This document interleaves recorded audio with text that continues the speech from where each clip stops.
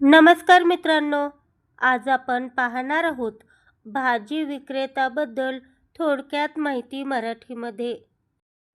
आमच्या परिसरात राहणारे गजानन काका हे एक अतिशय कष्टाळू भाजी विक्रेता आहेत. ते दररोज पहाटे लवकर उठून बाजारातून ताजी आणि हिरवीगार भाजी घेऊन येतात आणि आपल्या गाडीवर गल्लीत विकायला फिरतात. त्यांचा स्वभाव अतिशय नम्र आणि मनमिळावू असल्याने परिसरातील सर्व लोक त्यांच्याकडूनच भाजी घेणे पसंत करतात.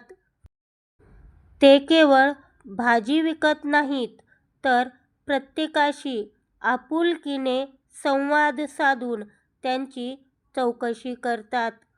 ऊन असो वा पाऊस, ते आपल्या कामात कधीही खंड पडू देत नाहीत. त्यांच्या या प्रामाणिक मेहनतीमुळे परिसरात त्यांचा मोठा आदर केला जातो. धन्यवाद.